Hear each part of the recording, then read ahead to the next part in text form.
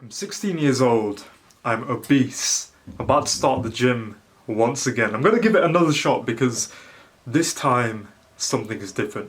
This time I've got that motivation. I've been watching all of these body transformation videos from this older guy who tracked out his progress on a graph, from David Lade, from Joe Fazer, from Brownie, from all of these fitness influencers. I've been watching all of their body transformations, and now I'm ready to transform things. I'm ready to start going to the gym and have my own body transformation.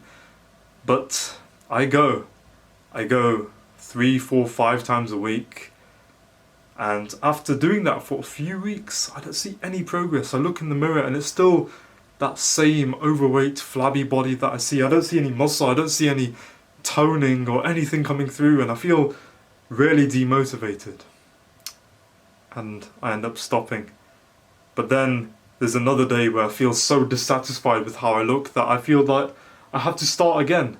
And that eventually I might be able to get some progress. So then I start again, and this time I was able to be consistent because I was able to find the things that I enjoyed. I was able to have something click this time, which meant that in enjoying that and in starting to finally see that progress after enough time of committing, that progress became the motivation. And then I started to really enjoy fitness. I really started to change my mindset, change my identity.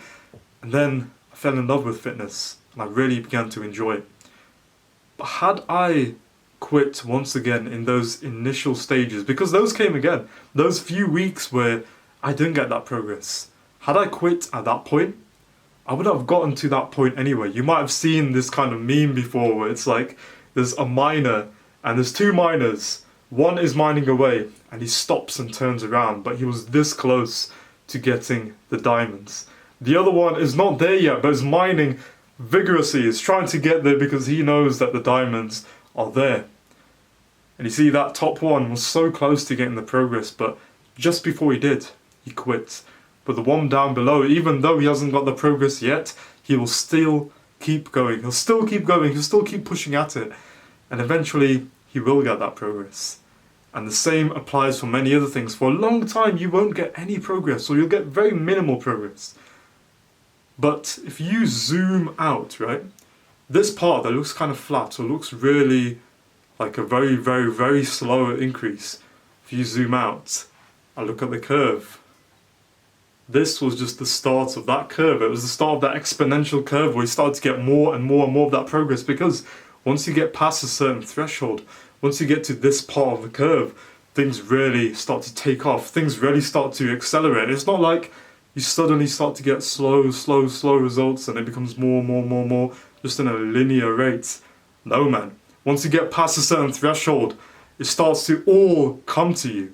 You start to make more and more progress. It starts to speed up. When it comes to the gym, for example, after those first few weeks, the newbie gains really start to kick in. And for those 6-7 months or so, I was getting crazy progress. I was flying up there. And with certain things, it does level off, like you do plateau with the gym. But with other things, it doesn't necessarily plateau. Or if it does plateau, it's after you've already gotten a huge amount of the results to the point where you can be a lot more satisfied with what you have. Not fully content, because we always strive for more, but you can be a lot more satisfied with what you have. So this is just a reminder to keep going, to keep persevering, to cross that moat, which feels terrible to be in when you're working so long towards something and you don't see the progress that you want to see. Eventually you will get there. When it rains, it pours. You get that exponential increase. You get all of those results quickly at that point. You have to put in the time, you have to lay the foundation so that the house can be built on top of it. And when you have that struggle, it teaches you many things. If you got the results quickly, they wouldn't be as valuable. They wouldn't be as valuable if you got those results so quickly. You appreciate them a lot more when you've given all of that time to it. If you were just given all of the results, then you wouldn't necessarily keep them. But if you built yourself up to them, then you're much more likely to keep them.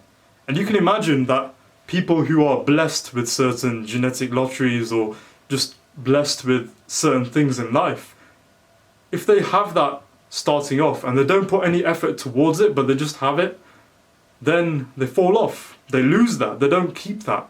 They have to have some kind of desire to keep it and to not lose it. Or if you're not at that point, you have to get some desire to get to that point. So not having the results quickly is actually a blessing in many ways, and it teaches you a lot about discipline. It teaches you a lot about not wanting to quit, however many times your mind tells you to stop. And if you can use all of that, then it's really going to put you on a very good path. So with that said, I hope that this video gave you some value. If you do want to speak to me, there's absolutely free one-on-one coaching until the end of this month. That is down below in the description. And as always, remember bro, keep improving.